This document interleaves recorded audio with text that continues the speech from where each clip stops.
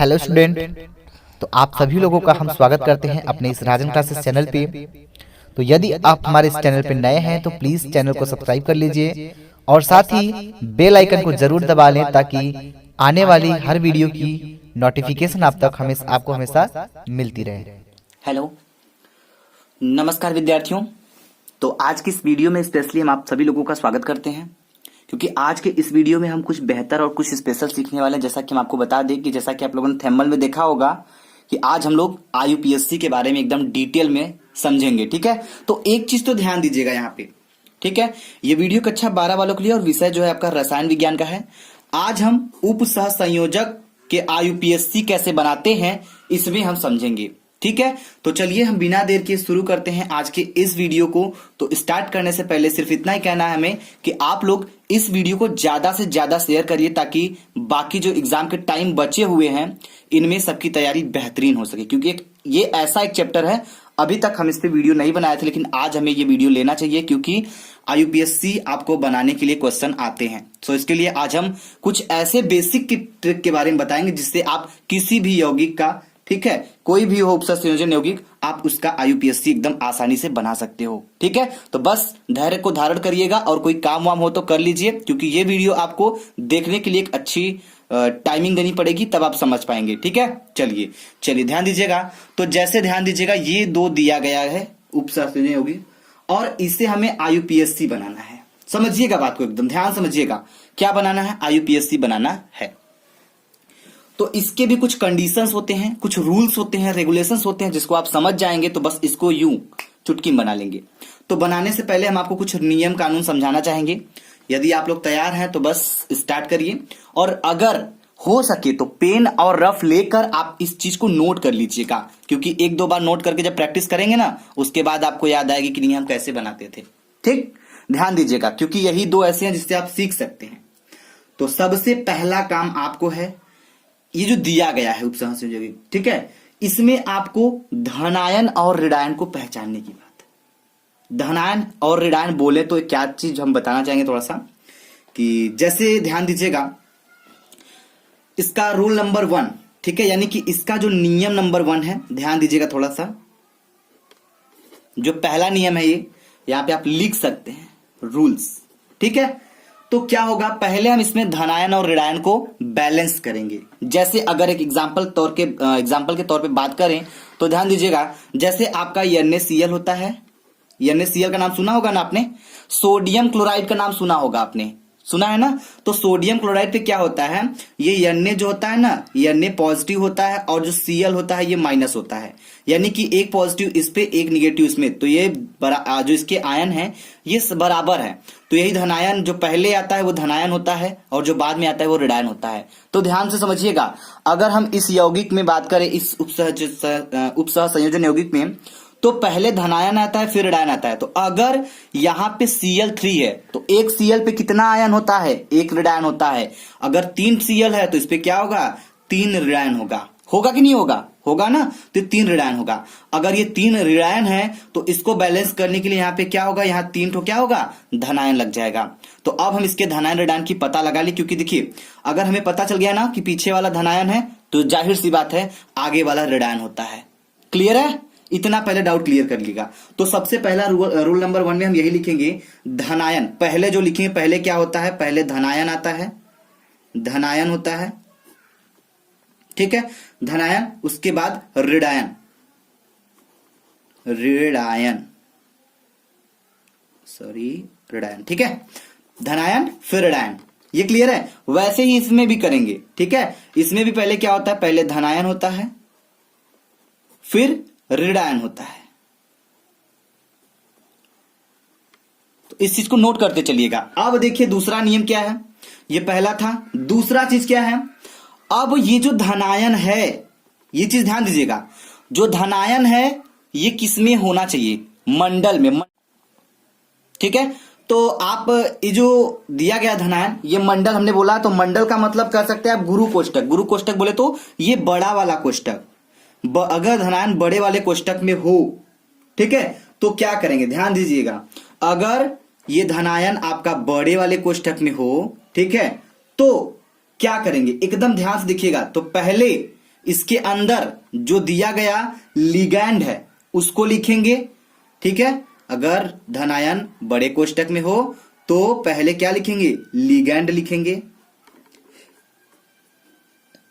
Ligand लिखेंगे। ठीक है, उसके बाद क्या लिखेंगे, केंद्रीय परमाणु लिखेंगे। क्या लिखेंगे, केंद्रीय परमाणु, केंद्रीय परमाणु। ठीक है, तो यदि धनायन आपका बड़े कोष्टक में हो तो सबसे पहले हम लिगैंड लिखेंगे, फिर केंद्रीय परमाणु लिखेंगे और उसकी ऑक्सीकरण संख्या, ठीक है, क्या करेंगे, लिखेंगे। तो ध्यान दीजिएगा, बिल्कुल सेम इधर भी वही प्रोसेस यहां पे रहेगा, यानी कि दोनों चीज हम आपको एकदम फैक्ट एकदम क्लियरली खोल देंगे, तब आपको समझ में आ जाएगा क्या अंतर है इन दोनों में और इसको हम कैसे बनाते हैं। ठीक है, पहले इस तरफ समझेंगे फिर इस तरफ। रूल दोनों तरफ नोट करिएगा, पहले धनायन और ऋणायन को हम देखेंगे, उसके बाद हम देखेंगे हमारे गुरु कोष्टक में जो है बड़े कोष्टक में वो धनायन है या ऋणायन है। तो यहाँ पे हमें ऋणायन देखने को मिल रहा है, क्योंकि ये ऋणायन हो गया तो धनायन है ना, बड़े कोष्टक में जो है सब धनायन है। तो पहले लिगैंड लिखेंगे, फिर केंद्रीय परमाणु लिखेंगे, फिर ऑक्सीकरण संख्या लिखेंगे। इतना ध्यान दीजिएगा। ठीक है, उसके बाद आपका ये बन जाएगा यूपीएससी का। चलिए हम आपको बना के दिखाएंगे। ठीक है, वैसे ही बिल्कुल सेम प्रोसेस इधर भी होगा, हम आपको अभी बताएंगे। थोड़ा सा पहले इधर का हमें बना लेना चाहिए। ठीक है, समझ में आ रहा है बात? चलिए इस चीज को समझिएगा थोड़ा ध्यान से। ठीक है, तो चलिए भाई इसका बना लेते हैं आईयूपीएससी। देखिएगा पहले क्या है, सबसे पहले हम धनायन ऋणायन को देखेंगे। तो ये जो मंडल है, जो बड़ा वाला कोष्टक है, इसके अंदर अच्छा एक चीज हमें बताइएगा, आप लोगों को थोड़ा सा डाउट लग रहा होगा, जैसे हम आपको क्लियर कर दें। देखिए कितने बच्चे होंगे ना कि उनको ये भी नहीं पता होगा कि लिगैंड क्या होता है और केंद्रीय परमाणु क्या होता है। तो यही खोल देते हैं। लिगैंड का ये जो होता है ये लिगैंड होता है। ठीक है, लिगैंड कौन होता है, ये लिगैंड होता है आपका, और ये जो होता है ये आपका क्या होता है, ये आपका केंद्रीय परमाणु होता है। इस चीज को ध्यान समझिएगा, लिखने की जरूरत नहीं है, हम आपको हिंट करके बता देते हैं कि जो छोटे वाले कोष्टक में होगा ये लिगैंड होगा और ये जो होगा ये आपका केंद्रीय परमाणु होगा। अब तो डाउट नहीं होना चाहिए। चलिए, क्योंकि होता है भाई, बहुत सारे बच्चे होते हैं जिनको लिगैंड और पता लगा कि हम बता रहे नियम और उनको लिगैंड केंद्रीय परमाणु के बारे में पता ही नहीं है। तो बिल्कुल ये जो होता है ये लिगैंड क्या होता है, केंद्रीय परमाणु होता है, और ये जो छोटे कोष्टक में होता है इसे लिगैंड कहते हैं। क्लियर है ना? अब देखिए ऑक्सीकरण संख्या की भी बारी आएगी, हम आपको निकालना यूं चुटकी में सिखा देंगे। ठीक है, बस समझते चलिएगा, ध्यान दीजिएगा थोड़ा सा। ठीक है, चलिए तो बोले क्या हम पहले हम बोले आपसे कि धनायन अगर बड़े कोष्टक में हो तो धनायन बड़े कोष्टक में है, लिगैंड को लिख देते हैं। तो लिगैंड, जरा ध्यान दीजिएगा, लिगैंड को तो हम लिखेंगे, ये क्या है हमको ये बताइएगा। NH3 को हम क्या कहते हैं, NH3 को हम एमीन कहते हैं, सॉरी अमोनिया कहते हैं। तो अमोनिया का क्या होता है, अमोनिया एमीन का ग्रुप, एमीन के ग्रुप का अमोनिया है कि नहीं? तो ये एमीन ग्रुप का अमोनिया है। तो क्या करेंगे, हम इसको लिखेंगे, लेकिन कितना है, एमीन 6 है ना। जैसे आप गणित में पढ़ते हैं गिनती को 1 2 3 4 5 6 पढ़ते हैं कि नहीं पढ़ते हैं, और अंग्रेजी में बोला जाए तो बोलेंगे 1 2 3 4 5 6। ठीक है, अगर संस्कृत में बोले तो क्या बोलेंगे प्रथम द्वितीय तृतीय चतुर्थ पंचम षष्ठम, ऐसे बोलेंगे ना। वैसे ही केमिस्ट्री में अगर हम 1 2 3 को गिने तो ये 6 है। 1 को कहते हैं मोनो, 2 को कहते हैं डाई, ठीक है, 3 को कहते हैं ट्राई, ठीक है, और 4 को क्या कहते हैं टेट्रा, और 5 को कहते हैं पेंटा, 6 को बोलते हैं हेक्सा। क्या बोलते हैं, हेक्सा बोलते हैं। तो 6 को हम क्या बोलेंगे, हेक्सा। तो ध्यान दीजिएगा, इसका नामकरण करने जा रहे हैं भाई, यहां से काम स्टार्ट हो रहा है। तो लिखेंगे हेक्सा, ठीक है। अब ये अमोनिया है, किस ग्रुप का है, एमीन का है। ठीक है, जैसे CN का साइनाइड होता है वैसे अमोनिया का एमीन हो जाएगा। ठीक है, NH3 का एमीन होता है। तो हेक्सा एमीन, ठीक है, हेक्सा एमीन। अब क्या करना है, लिगैंड को लिख दिए, ठीक है। अब केंद्रीय परमाणु जो है उसको लिखेंगे। तो एक CO क्या होता है, कोबाल्ट होता है। तो हेक्सा एमीन कोबाल्ट। अब बोला गया है ऑक्सीकरण संख्या, हिंट की है, ऑक्सीकरण संख्या में यहाँ पे लिखेंगे, और ऑक्सीकरण संख्या लिखेंगे तो लिखेंगे, ये तो सही बात है। लेकिन ऑक्सीकरण संख्या निकलता कैसे है, और पता भी तो होना चाहिए कि यहां पे कैसे हम ऑक्सीकरण संख्या को रखेंगे। यहां पे ऑक्सीकरण संख्या होना चाहिए भाई, ध्यान दीजिएगा इस चीज को। तो चलिए अब ऑक्सीकरण संख्या हम इसके नीचे निकाल के दिखाते हैं, दिखाया जाए। चलिए तो है क्या चीज, पहले इसको नीचे लिख लेते हैं। तो ये है भाई ठीक ठीक है, तो ये है सी, ठीक है, यही है ना, CONH3 का 6 Cl3, यही है ना। चलिए इस चीज को गौर करिएगा थोड़ा सा, इस पे देखिए हम इसका कैसे निकालते हैं। हमको कोबाल्ट का ऑक्सीकरण संख्या निकालना है, ठीक है। तो जिसका हमें ऑक्सीकरण संख्या निकालना होता है ना, उसको हम यक्स मान लेते हैं। इतना समझिएगा, इसको यक्स मान लिए। अब प्लस NH3, तो जो अमोनिया होता है, ठीक है, अमोनिया का क्या होता है, अमोनिया का 0 होता है। क्या होता है, 0 होता है। और ये जो Cl है, इसकी मात्रा Cl कितना है, 3 है ना। तो जब Cl 3 है तो Cl पे कौन सा चार्ज होता है, माइनस होता है ना। तो जब माइनस होता है तो देखिए ध्यान दीजिएगा थोड़ा सा, Cl का होता है क्या, माइनस होता है नहीं। अगर 1 Cl तो 1 माइनस, 4 Cl तो 4 माइनस, तो वैसे 3 दिया है, 3 तो Cl है, तो यहां पर जाएगा -3 हो जाएगा। अब इसके पूरे के ऊपर ध्यान दीजिएगा, इस पूरे के ऊपर कोई चार्ज नहीं है, कोई आवेश नहीं है, ठीक है। तो क्या होगा, इसको हम दिखा देंगे 0। बात समझ में आ रही है। इसका निकालना है NH3, अमोनिया का जो होता है वो 0 होता है। और ये जो Cl है इसका 3 दिया है, Cl 1 Cl पे -1 होता है, तो 3 Cl पे -3 होगा। तो जब -3 होगा तो यहां पे -3 रखेंगे, इज इक्वल टू, अब इस पूरे के ऊपर कोई आवेश नहीं है, जब कोई आवेश नहीं तो 0 करेंगे, और यहां से आप साधारण सा समीकरण हल करेंगे, तो ये हो जाएगा यक्स -3 बराबर 0। और अगर देखा जाए तो ये आ जाएगा यक्स बराबर 3। आ गया 3, चलिए भाई देखिए 3 आ गया 3। तो अब इस 3 को हम यहां पे लिखेंगे। अब 3 आ गया तो हम इस 3 को यूं ऐसे नहीं लिखेंगे, बल्कि रोमन संख्या में लिखेंगे। इस चीज को गौर करिएगा, ध्यान दीजिएगा। तो इस रोमन में हम 3 को क्या लिखते हैं, 1 2 3, ये होता है रोमन में। अब एक चीज और बाकी रह गया जिसको पूरा कर लेते हैं, ध्यान दीजिएगा थोड़ा सा। Cl3 है तो Cl3 है, ठीक है। तो जो माइनस होता है, जिसके ऊपर माइनस आवेश होता है, उसको क्या करते हैं। अब जैसे हम छोटी सी बात लेकर खोलेंगे, ध्यान दीजिएगा थोड़ा सा। ये जो क्लोरीन है यानी Cl है ना, तो Cl के ऊपर माइनस चार्ज है, तो जो माइनस चार्ज होता है उसको क्लोराइड बोल देंगे। यानी कि ये देखिए सोडियम क्लोराइड है, तो Na पे प्लस है, और इस पे इसको क्या सोडियम क्लोरीन तो बोलेंगे नहीं, क्योंकि माइनस चार्ज है, तो ये हो जाएगा क्लोराइड, तो इसको बोलेंगे सोडियम क्लोराइड। वैसे ही यहां पे क्लोरीन नहीं बल्कि क्लोराइड लगेगा, ठीक है। तो ये हो जाएगा क्लोराइड, है ना लास्ट में Cl, तो क्लोराइड। तो देखिए अब इसका पूरा बन चुका है IUPAC नाम, ठीक है। अब आप इसको इससे सीख सकते हैं आप कि आपको अदर जैसे कोई और मिल गई होगी तो उसको कैसे बनाएंगे। क्लियर है ना, गुड। अगर ये क्लियर हो गया तो ये क्लियर करने में ज्यादा समय नहीं लगेगा, समझिएगा थोड़ा सा। इसमें भी सेम प्रोसेस। देखिए कभी कभी होता है ना, बच्चों को धनायन तो मिल जाता है बड़े कोष्टक में, लेकिन ऐसा कभी कभी होता है कि बड़े कोष्टक में जो होता है ना, मझले यानी बड़े कोष्टक में जिसमें मंडल कहते हैं, गुरु कोष्टक भी कहते हैं, अगर इसमें ऋणायन मिल जाता है तब क्या करेंगे भैया, तब तो बुद्धि काम नहीं करेगा। समझ में आ रही बात।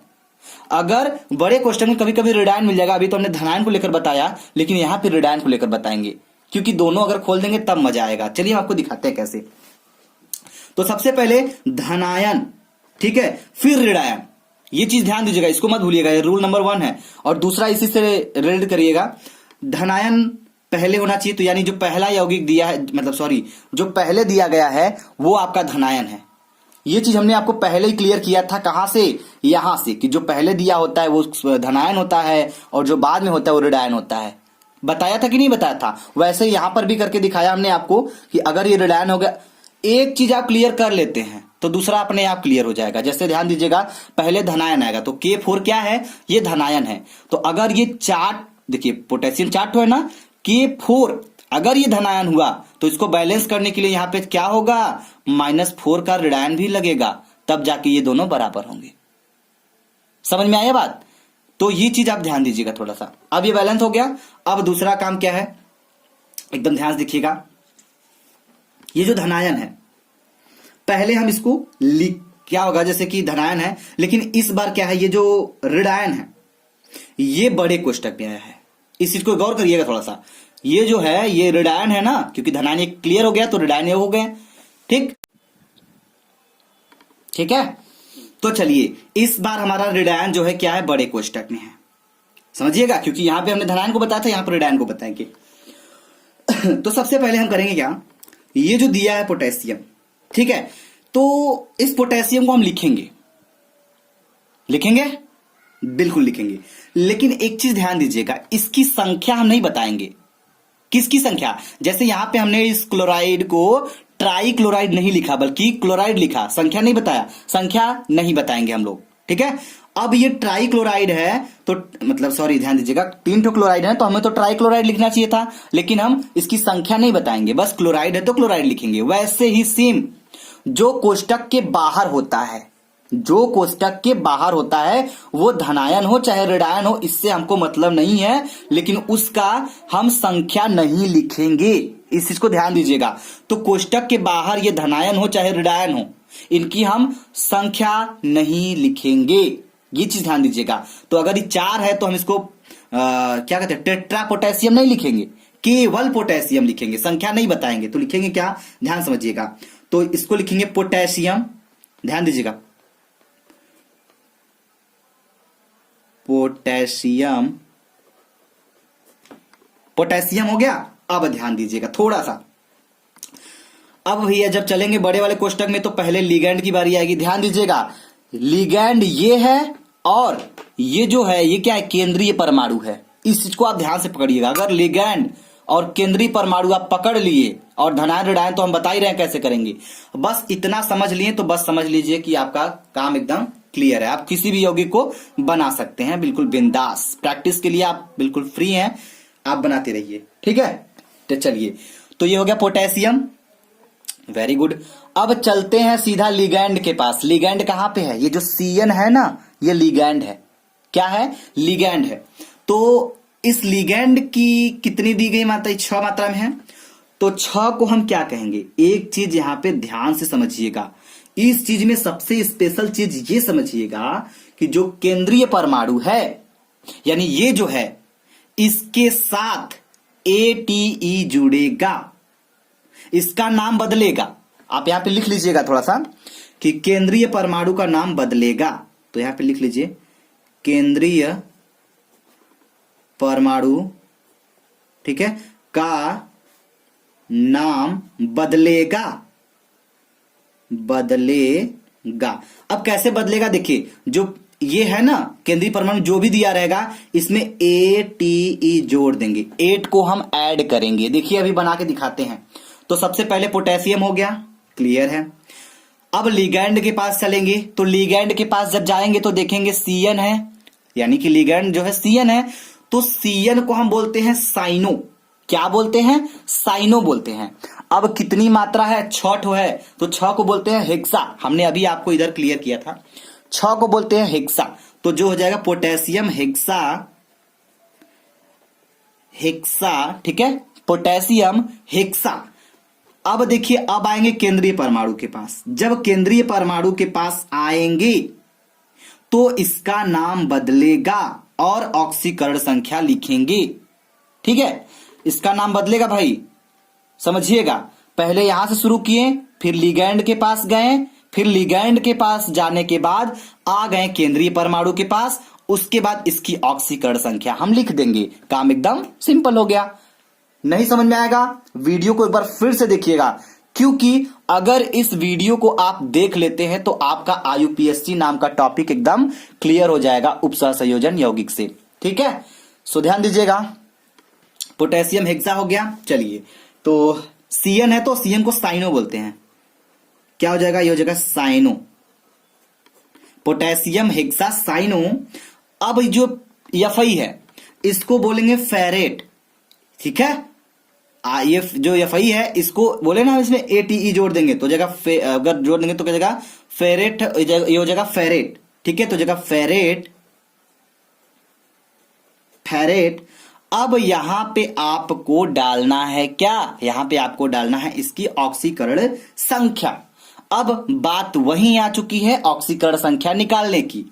चलिए तो हम आपको निकाल के दिखा देते हैं कैसे आप ऑक्सीकरण संख्या इसका निकालेंगे। ठीक है, तो जब ऑक्सीकरण संख्या निकालेंगे तो उसको रोमन संख्या में आपको यहां भरना होगा, लिखना होगा। चलिए ध्यान दीजिएगा थोड़ा सा नीचे, तो ये हो जाएगा क्या, जैसे दिया है ना K4, ठीक है, FeCN6 ये दिया है। अब इसकी अगर ऑक्सीकरण संख्या निकालनी हो तो कैसे निकलेगा, ध्यान दीजिएगा। K4 है, हमें देखिए केंद्रीय परमाणु की ऑक्सीकरण संख्या हमेशा लिखना होगा इसमें, इस चीज को गौर करिएगा। तो ये Fi का निकालना है ना, तो जब Fi का निकालना है तो K कितना है, 4 है तो लिखेंगे 4, ठीक है, प्लस अब क्या होगा, Fi का निकालना है तो X मानेंगे, ठीक है, फिर माइनस, ठीक है, Cn का 1 होता है, यानी Cn जो होता है ना, Cn का -1 होता है, तो जो Cn का -1 होता है तो जगह -1 गुणे, ध्यान दीजिएगा, -1 गुणे 6, फिर बराबर। अब देखिए इसके ऊपर, इस कुल के ऊपर कोई आवेश नहीं है, पूरे के ऊपर कोई आवेश नहीं है, ठीक है, तो क्या हो जाएगा, ये हो जाएगा 0। इसकी ऑक्सीकरण संख्या निकाल रहे हैं, ठीक है। अब ध्यान दीजिएगा, तो ये हो गया, फिर हो जाएगा 4 + x, फिर उसके बाद -6 हो जाएगा, होगा कि नहीं, 6 1 कम 6 -6 बराबर के 0। अब देखिए x हो गया, क्लियर है भाई, बराबर। अब ये जो 6 है ना, इसको क्या करेंगे, इसको हम उधर भेजेंगे, तो ये हो जाएगा 6, माइनस था प्लस हो गया इधर जाके। अब ये जो प्लस है उधर जाके माइनस हो जाएगा, तो -4 हो जाएगा। अब इसको घटाएंगे तो ये आ जाएगा 2, यानी कि x का मान आ जाएगा 2। तो निकल गया ना हमारा ऑक्सीकरण संख्या। तो जो 2 आया है, इस 2 को हम रोमन संख्या में क्या लिखते हैं, एकदम U लिखते हैं ऐसे, ठीक है। तो यही चीज हम यहाँ पे लिख देंगे, तो ये हो जाएगा क्या, ये हो जाएगा रोमन संख्या में, ये सेकेंड हो जाएगा, ठीक है।